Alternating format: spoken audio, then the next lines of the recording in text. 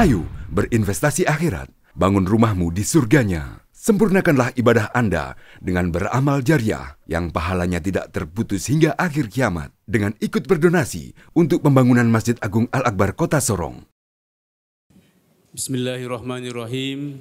Assalamualaikum warahmatullahi wabarakatuh. Alhamdulillahirabbil alamin wa bihi nasta'inu ala umurid dunya waddin. Wassalatu wassalamu ala asyrafil anbiya'i wal mursalin Sayyidina Muhammadin wa ala alihi wa sahbihi ajmain. Amma ba'du. Qala Allah Ta'ala fi kitabil karim, A'udzu billahi minasy syaithanir rajim. Wa nunazzilu minal Qur'ani ma huwa shifaa'un wa rahmatun lil mu'minin. Wa la yazidu adh-dhalimina illa khasara. Sadaqallahul azim. Yang kami hormati jamaah kaum muslimin dan muslimat yang insya Allah dirahmati oleh Allah Subhanahu wa taala, lebih khusus kepada Pak Kiai, Pak Haji Uso yang sesepuh kita, insya Allah saya mohon izin. Sebenarnya ini karena sesuai dengan jadwal bahwa yang malam ini adalah Pak Ustadz Pak Ridwan, namun karena tidak ada di tempat, makanya saya diberikan kesempatan untuk menyampaikan ceramah singkat. Sebenarnya awal tadi saya mau menyampaikan tentang zakat fitrah juga, yang untuk saya ingatkan saja, tapi ya sudah disampaikan oleh MC tadi, oleh Pak Haji Ilham. Jadi saya hanya mengingatkan kembali kepada kita komunikasi sambung rasa saja. Artinya saya sampaikan ceramah singkat ini, kita saling isi mengisi aja. Artinya apa yang saya sampaikan ini mungkin para penceramah-penceramah terdahulu sudah menyampaikan, tapi tidak ada salahnya kalau saya ingatkan kembali untuk kita saling mengingatkan, karena bulan suci Ramadan ini tinggal beberapa saat lagi. Kalau tidak salah kita malam ini puasa besok kita puasa yang ke-25 ya, 25 ya Pak Haji, Pak Uso. Jadi tarawih yang ke-25, puasa yang ke-25 besok. Berarti tinggal beberapa hari lagi kita sudah selesai melaksanakan ibadah puasa. Genap 29 atau 30 antara dua itu. Para pendapat para ulama yang biasanya disebut izma ya Pak Haji, Pak Kiai, izma ya. Itu hari-hari terakhir itu katanya kita harus banyak beriktikaf di masjid. Karena malam Lailatul Qadar itulah malam-malam pada saat malam-malam terakhir. Ya sebetulnya hanya Allah saja yang tahu malam Lailatul Qadar itu di malam-malam ganjil katanya. Tapi 10 hari terakhir ini kita banyak beriktikaf. Jadi saya ingatkan kepada kita semua, terutama pribadi saya, kalau saya melihat sejauh ini bulan puasa itu biasanya kalau pertama itu orang banyak sekali di masjid ini sampai penuh, sampai 10 hari pertama. Tapi setelah itu sudah 10 hari ke atas sampai 20 hari sudah kurang orang. Pak Kepala Badan Pembangunan Papeda yang saya hormati, kebetulan ada, saya pas mata saya memandang melihat Ketua Panitia Pembangunan, kebetulan ada di sini juga. Jadi saya ingatkan kita, mari kalau bisa kita pertahankan puasa kita ini, jangan hanya karena puasa ini terus setelah itu kita sudah tidak melaksanakan ibadah-ibadah lagi di luar bulan suci Ramadan. Berarti manifestasi, artinya kita sebenarnya mencari manifestasi, kita punya investasi itu yang ada di bulan suci Ramadan ini sia-sialah. Setelah selesai itu kita berbuat hal-hal yang tidak lagi melaksanakan sholat 5 waktu pun tidak tepat waktu. Terus kegiatan-kegiatan lain yang membuat kita juga lalai dalam segala ibadah kita. Contohnya kita dianjurkan untuk banyak membaca Al-Quran. Sebagaimana tadi saya sampaikan sedikit ayat yang saya bacakan tadi. Kalau tidak salah, A'udzu billahi minasyaitonir rajim. Wa nunazzilu minal Qur'ani ma huwa shifaa'un wa rahmatun lil mu'minin wa la yazidu adh-dhalimina illa khasara. Dan kami turunkan Al-Quran, dari Al-Quran suatu yang menjadi penawar dan rahmat bagi orang-orang yang beriman. Dan Al-Quran itu tidak menambah kepada orang-orang yang zalim. Ini. Berarti kalau di luar bulan suci Ramadan kita memperbanyak Al-Quran, membaca Al-Quran, berarti hati kita tetap tenang, tentram, dan dia sebagai penawar obat. Ya saya kasih contoh aja ya. Saya kasih contoh. Mungkin beberapa hari yang lalu saya kebetulan dikasih kultum. Kebetulan ya ada jadwal kultum untuk saya, tapi kalau ceramah memang tidak ada, untuk ceramah tarawih tidak ada. Itu salah seorang doktor orang Jawa Barat yang namanya Asep Syarifuddin. Dalam bukunya dia menulis tentang beberapa tokoh-tokoh filsafat dan filosofis dan dokter-dokter terkenal di Amerika, di Inggris, di Rusia. Ini dia mengambil salah satu contoh dokter di Amerika. Ini kenyataan yang pada waktu itu tahun 80-an ke atas, itu salah seorang karyawan dari Amerika kebetulan di bertambangan di Arab Saudi. Dia sampai di sana jodohnya dengan salah seorang wanita dari Arab. Dia berhijab lengkap, sedangkan orang yang barat ini, bule ini, dia kerja di pertambangan, ya mungkin tertarik dengan perempuan itu karena faktor pertamanya itu karena kecantikannya, bukan karena lain-lain, karena kecantikan aja. Di situ dia tertarik. Pada saat itu dia baru sambil mempelajari agama dengan Al-Quran. Ketika pada waktu sudah mengetahui tentang ajaran Al-Quran dengan isinya, dengan dia menghayatinya, dia kembali ke Amerika dengan istrinya.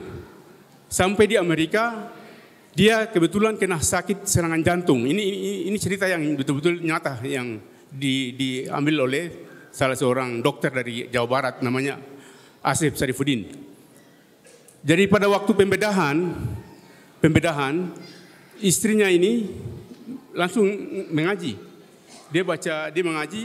Jadi dokter ini dia kedengaran, pada waktu kedengarannya jauh-jauh itu memang berisik, katanya berisik, membuat dia tidak tenang. Pada saat operasi dia kalang kabut, langsung dia marah. Ini saya cerita ini karena pada waktu kultum saya sudah sampaikan ini, mungkin Pak Haji sudah dengar. Dia kalang kabut, dia langsung marah. Ini ibu ini, kenapa kau ribut-ribut? Saya sementara operasi kau punya suami. Dia bilang, saya ini sedang berdoa juga ini. Tapi begitu dekat, dia mengalunkan Al-Quran dengan suara yang merdu. Dokter itu langsung terharu. Dia terharu langsung. Pada saat itu kebetulan dia baca surat Yasin, ayat terakhirnya yang kalau tidak salah ayat ke-82 ya Pak Haji ya, 83. Innama amruhu idza arada syai'an ayyakula lahu kun fayakun. Di situ artinya kurang lebih Pak Haji mungkin ini ya. Dia baca itu, dia mengulang itu berapa kali, terus dokter itu dia ambil Al-Quran, dia lihat, terus dia tanya itu, pasien punya istrinya ini, itu ada artinya bahasa Inggris dalam artinya itu bahasa Inggris ada artinya. Dibilang ada, dia lihat. Kalau tidak salah, saya lihat sedikit ya, ini kebetulan saya tadi sempat mengambil ayat itu. Innama amruhu idza arada syai'an ayyakula lahu kun fayakun. Artinya sesungguhnya urusannya apabila dia menghendaki sesuatu hanyalah berkata jadi, maka jadilah atas kehendak Allah. Di situ dia mengulang itu, bahasa itu. Dokter itu ketika mendengar dengan suara yang lantunan suara ayat suci Al-Quran yang merdu, dia kembali ke pasien tadi, pasiennya bergerak. Dari situlah membuat dokter itu merasa tenang dan melakukan operasi sampai tuntas, sampai berhasil. Ini suatu makna yang kepada kita, apabila dalam bulan suci Ramadan ini, marilah kita memperbanyak Al-Quran, bukan hanya di bulan suci Ramadan saja. Kalau bisa, kita berusaha supaya di bulan-bulan lain pun kita banyak membaca Al-Quran. Saya ketika waktu tahun 98, kebetulan peralihan presiden dari Pak Harto ke Pak Habibie, kebetulan saya dengan istri saya dipanggil ke Jakarta untuk upacara di Istana Negara. Upacara di Istana Negara pada tahun 98, Pak Habibie pas itu. Jadi ketika itu Habibie dengan istrinya ini Ainun Najib, Ainun istri Pak Ibu Ainun, waktu malam makan bersama dia mendekati Pak Habibie dengan istrinya ini hanya mendekati saya dengan istri saya saja. Ditanya, kalau kamu dari mana? Saya bilang dari Irian Jaya. Waktu itu Irian Jaya, Pak Kepala Badan mesti Irian Jaya. Saya bilang dari Irian Jaya. Loh, kok Irian Jaya kok mukanya hampir mirip-mirip Aceh? Katanya begitu. Kok mukanya hanya mirip-mirip Aceh? Saya bilang ya, gitulah namanya komunitas penduduk ini kan. Saya bilang begini, saya bilang sama Pak Habibie, saya bilang itu di Arab Saudi saja ada orang yang tampannya memang Arab gagah begitu, tapi coba Arab Badui, hitamnya bukan main. Kan ya sama saja, berarti kita juga penghuni di Papua juga ya. Walaupun seperti begini ya, tampaknya mungkin mirip-mirip Arab sedikit, saya bilang ya. Terus Pak Habibie, Ibu Ainun bilang, kamu pasti penakan Arab. Saya bilang ya, ada penakan Arabnya, ada penakan Bugisnya. Bugis jadi Belawa. Belawa itu artinya dari apa ini ya, Bugis Wajo ya, Wajo. Saya bilang ada penakannya sedikit. Nah, ini makna kita ambil ini sebagai suatu iktibar untuk kita. Jadi yang merindukan kita untuk masuk surga itu ya, itu era 4 itu. Ada 4. Pertama, membaca Al-Quran. Kedua, kita melihat orang-orang yang sangat membutuhkan pertolongan dari kita. Contohnya kaum duafa, masakin, miskin, fakir miskin. Yang pada saat nanti kita mengeluarkan zakat fitrah ini ya, berarti mereka lah yang berhak menerima. Kemudian badan ambil zakatnya. Terus yang terakhir orang yang berpuasa. Ya, puasa ini bukan hanya puasa di bulan suci Ramadan. Kalau bisa ya macam contohnya macam saya ini. Berat badan saya sudah melebihi target ya. Paling tidak puasa Senin Kamis juga harus saya laksanakan. Saya dengan Kepala Badan Perencanaan Pembangunan ini Provinsi Papua Daya ini juga ya begitu. Kita juga harus puasa Senin Kamis juga harus. Kita mengambil contoh saja Pak Haji Uso ini. Umurnya begitu 80 lebih, 87 kalau tidak salah. Ini kita ini saya baru 60 Pak. Mungkin kepala badan sekitar 50-an, 40-an ya. Ya, berarti kita juga ya namanya umur kita, usia kita ini ya pasti kapan saja. Kalau memang Allah menghendaki maut itu datang, tidak akan ditunda-tunda. Tapi ingat, maut itu datang ketika maut itu datang kepada kita, yang duluan nanti kita merasa gelisah di alam kubur itu nanti itu menyangkut dengan sedekah. Ya ayyuhallazina amanu la tulhikum amwalukum wala auladukum an zikrillah wa may yaf'al zalika faulaika humul hasirun wa anfiqu mimma razaqnakum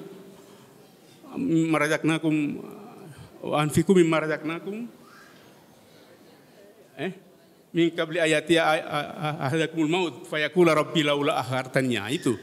Jadi menyangkut sedekah kita kalau pada saat itu kalau tidak ada sama sekali, pasti kita akan gelisah di kuburan nanti. Kita mau minta kembali kan sudah tidak bisa kembali lagi. Nah, ini yang menjadi bahan renungan untuk kita. Mungkin penyampaian singkat ini menjadi suatu renungan untuk kita bahwa jangan hanya di bulan suci Ramadan baru kita banyak-banyak mengisi saf-saf di masjid ini. Tapi kalau bisa di bulan-bulan yang lain pun sholat 5 waktu, tetap mari kita memakmurkan masjid. Dan yang paling ini lagi, waktu ketika Pak Habibie menyampaikan kepada saya dengan istri saya terakhir itu, dia bilang, saya waktu kuliah di Jerman, saya mendapat ranking 1. Itu karena apa? Sebelum subuh saya sudah bangun untuk membaca Al-Quran, terus saya lebih banyak belajar di situ. Pada saat saya kaki saya ambil ember, baru taruh kaki di dalam ember sambil belajar. Terus karena bersaing dengan dua orang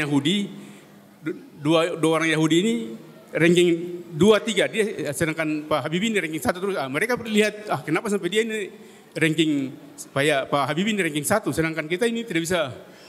Mereka lihat oh ternyata. Makanya dibilang bahwa orang Yahudi katakan bahwa orang Islam ini ketika pada saat sholat subuh kalau banyak orang, insya Allah itu ilmu itu sedang berkembang terus sesuai dengan yarfa'illahul ladzina amanu minkum wal ladzina utul ilma darajat. Allah mengangkat derajat orang-orang yang beriman dan berilmu pengetahuan beberapa derajat di antara kamu ya itu. Ya berarti ini menjadi suatu bahan renungan untuk kita semua, terutama pribadi saya, bahwa marilah di sisa-sisa hidup kita ini kita tidak tahu kapanpun maut itu akan datang kepada kita, tapi kita harus menyiapkan diri.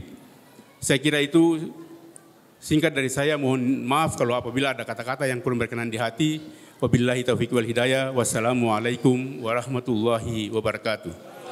Ayo dukung media dakwah Masjid Agung Al-Akbar dengan ikut berdonasi pengadaan alat multimedia dan operasional dakwah. Usia boleh terputus, pahala jariah mengalir terus.